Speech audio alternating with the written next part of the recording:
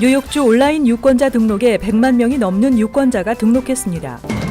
뉴욕주 하원에서 총기 규제를 강화하는 내용의 패키지 법안을 통과시켰습니다. 맨하탄 교통 문제를 해소하기 위해 추진되고 있는 혼잡세 도입을 위해 여러 단체들이 동참해 캠페인을 실시합니다.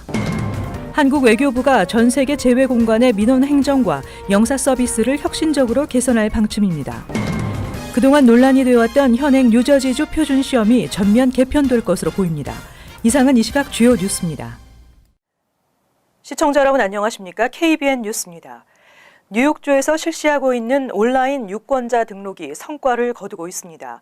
뉴욕주 온라인 유권자 등록에 100만 명이 넘는 유권자가 등록했습니다.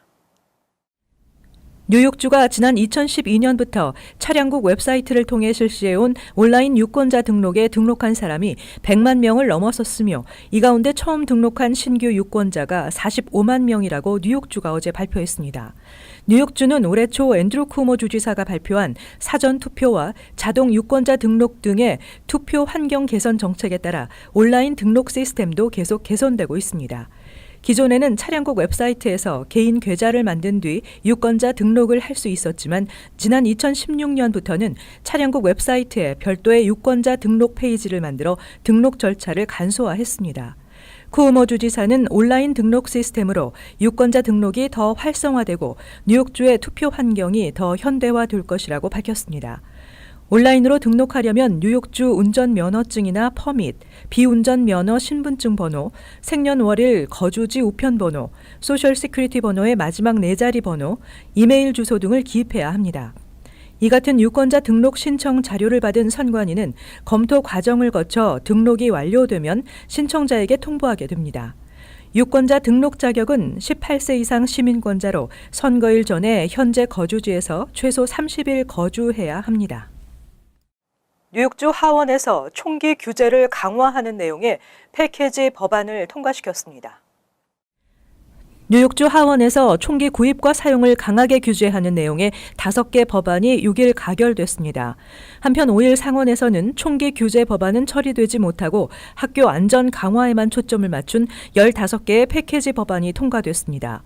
하원에서 통과된 패키지 법안은 법원이 승인할 경우 본인이나 타인에게 위협을 가할 우려가 있는 사람에 대해서는 총기 소유나 구매를 최대 1년까지 제한할 수 있도록 했습니다. 또 플로리다주 고교 총격 사건에 사용된 AR-15과 같은 반자동 소총을 기관총으로 전환시켜주는 장치인 범프스탁의 소유나 판매는 물론이고 제조나 유통도 금지하는 내용이 포함됐습니다.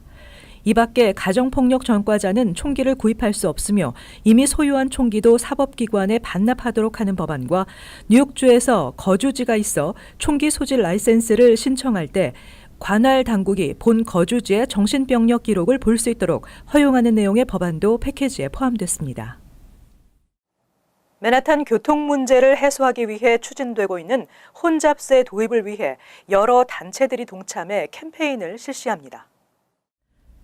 앤드루 쿠오모 뉴욕 주지사가 뉴욕시 교통 문제를 해결하기 위해 추진하고 있는 맨하탄 교통 혼잡세 도입 방안을 새 회계년도 예산안에 포함시키기 위해 차량 공유 서비스 업체 우버, 교통 전문 비영리 단체 무브 뉴욕, 뉴욕 부동산위원회 등이 동참했다고 데일리 뉴스가 어제 보도했습니다.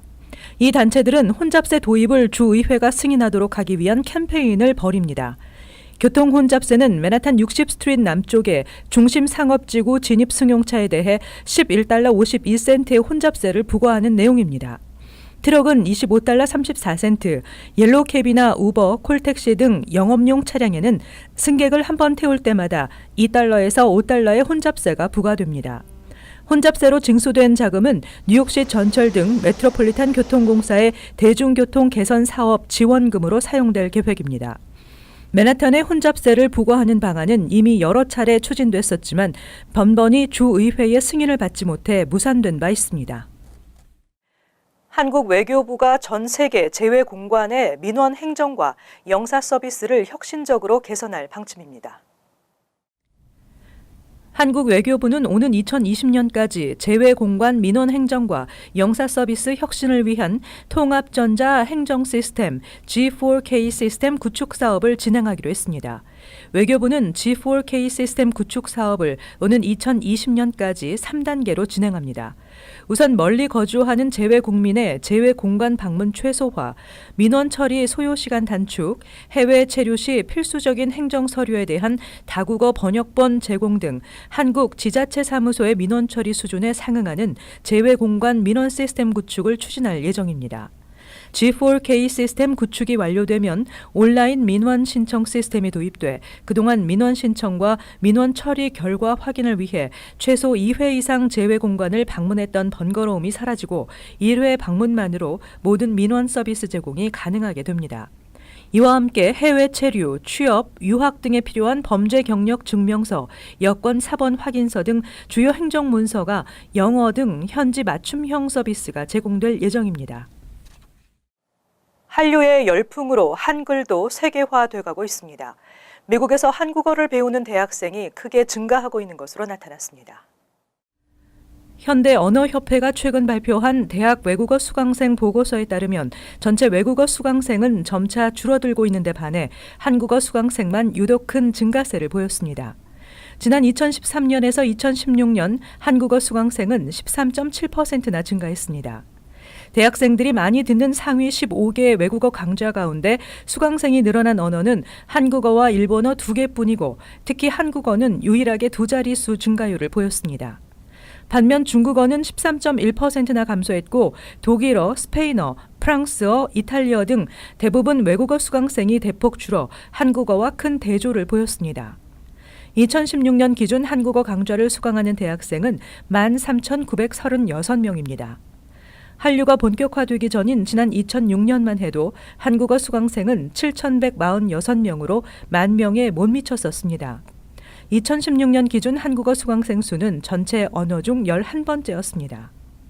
그러나 이번 조사 결과 한국어에 관심을 갖고 배우려는 학생은 크게 늘고 있지만 꾸준히 배우는 학생들은 상대적으로 적어 한국어에 대한 관심을 지속적으로 유지시키는 것도 과제로 꼽히고 있습니다.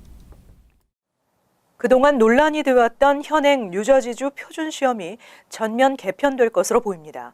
고등학교 졸업 자격에 포함되는 표준시험 비중도 줄어들 예정입니다.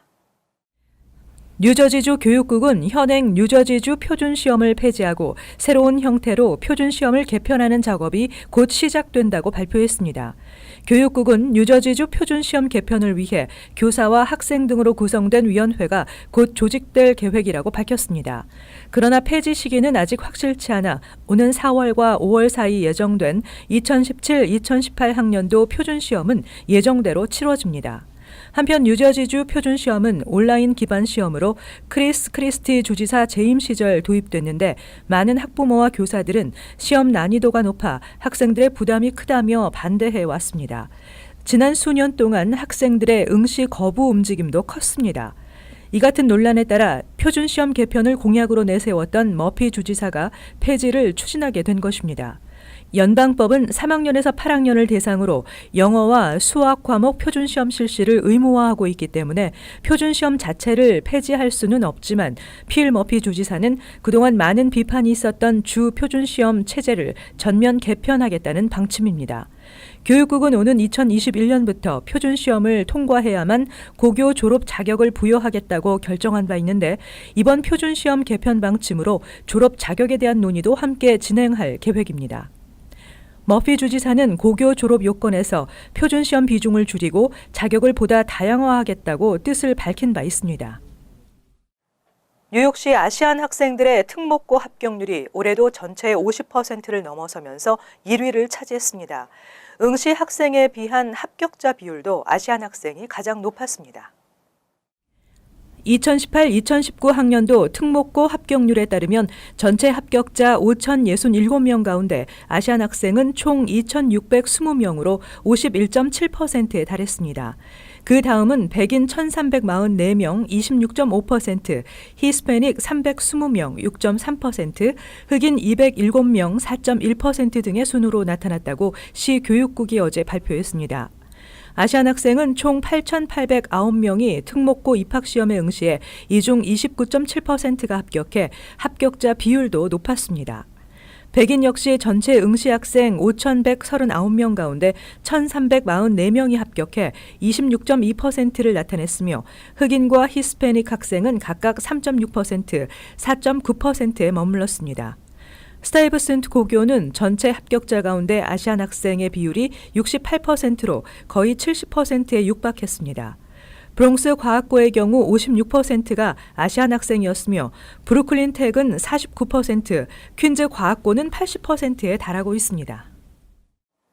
소중한 개인정보를 가격으로 환산할 수는 없습니다. 그러나 개인정보가 도난됐을 경우에 거래 가격은 $1,200가량으로 추산됐습니다. 해커와 사기꾼들이 빼돌린 개인정보는 주로 불법적인 정보가 거래되는 심층 웹사이트인 다크웹에서 가격표가 붙어 거래되고 있습니다. 보안용 가상사설망 평가업체 탑10 VPN은 소셜 시큐리티 번호, 이메일, 패스워드 등 한 개인이 가진 모든 정보의 거래가가 $1,200가량이라고 밝혔습니다. 탑10 VPN의 분석에 따르면 개인 소셜 시큐리티 번호의 현재 시세는 $92 안팎으로 대출을 받거나 크레딧 카드를 만들어 막대한 부당이익을 챙기게 됩니다. 페이팔 계좌 정보는 평균 거래가가 $247로 나타났는데 소셜 번호를 이용해 대출을 받는 것보다 안전하기 때문에 소셜 번호의 2배 이상의 시세를 형성하고 있습니다. 또 아마존, 월마트, 이베이, 코스코 등의 계좌는 $165가량에 팔리고 있다고 합니다. 지난해 신용평가업체 에퀴팩스 해킹 사건으로 유출된 개인정보는 1억 4,800만 명 이상으로 아직까지도 다크웹에서 선량한 소비자들의 정보가 싼 것은 건당 20센트 선에 무차별적으로 거래되고 있다고 업체 측은 전했습니다.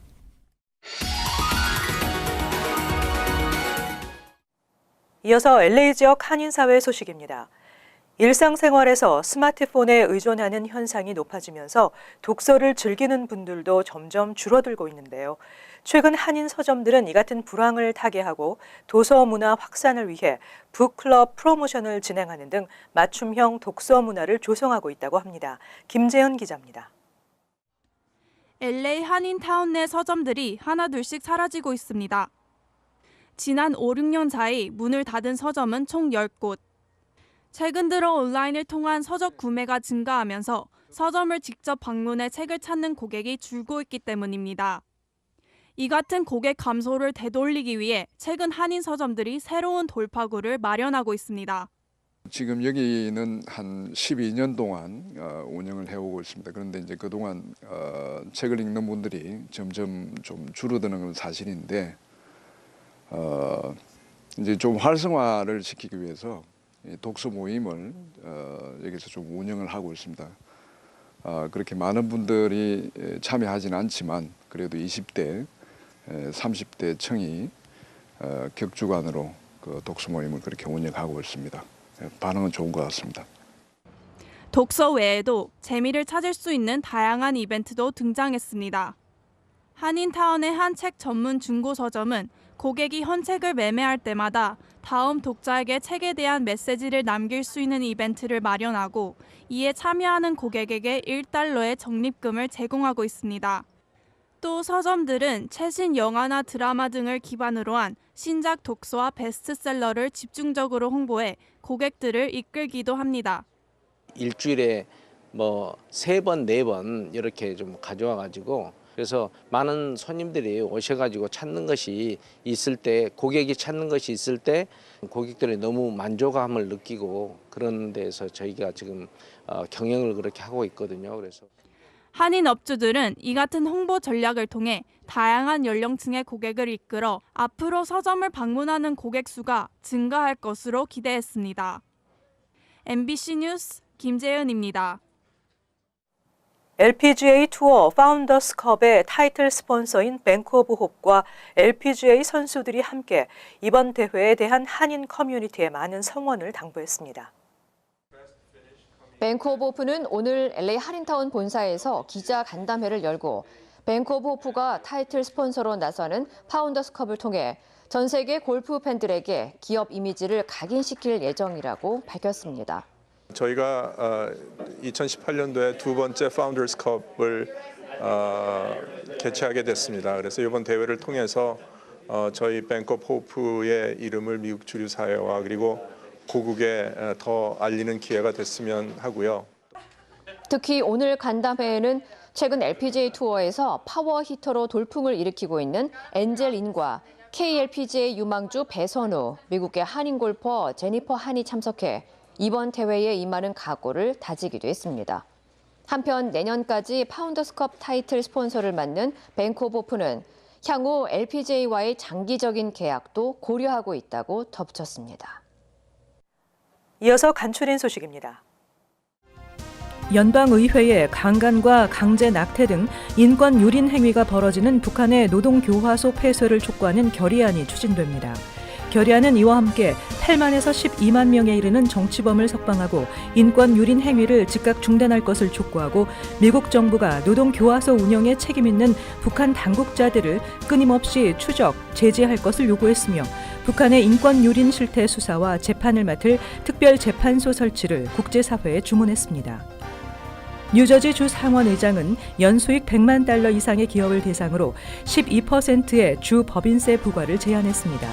현재 뉴저지에서는 순이익이 10만 달러 이상인 경우 9%의 주 법인세가 부과되는데 스위니 의장은 100만 달러 이상 기업을 대상으로 세율을 12%로 올리자고 주장했습니다. 뉴저지 주정부는 주택 유지와 보수를 위한 경미한 공사에 대해서는 허가를 받지 않아도 공사를 할 수 있도록 하고 점검도 별도로 받지 않아도 되도록 규정을 개정했습니다. 따라서 200달러에서 500달러 정도 공사 비용이 들어가는 지붕 공사 등을 비롯해 비상경보 장치 설치, 5개 관계시설, 굴뚝 공사, 실내 시트룩, 실내 배관 설비 교체 등은 허가를 받지 않아도 됩니다. 간호 전문직의 동향과 임상 실무 간호 발전 등을 주제로 한 국제 한인 간호 학술 대회가 오는 6월 28일부터 30일까지 사흘 동안 열립니다. 뉴욕 한인 간호사 협회와 국제 한인 간호사 재단, 재외 한인 간호사회가 공동 주최하는 이번 학술 대회는 첫날에는 간호 전문직에서의 리더십 개발을 주제로 5개의 소주제 발표와 질의응답 시간이 이어지며 둘째 날은 간호, 임상실무 교육 연구의 발전을 주제로 토론과 발표가 진행됩니다. 계속해서 환율과 증권 소식입니다.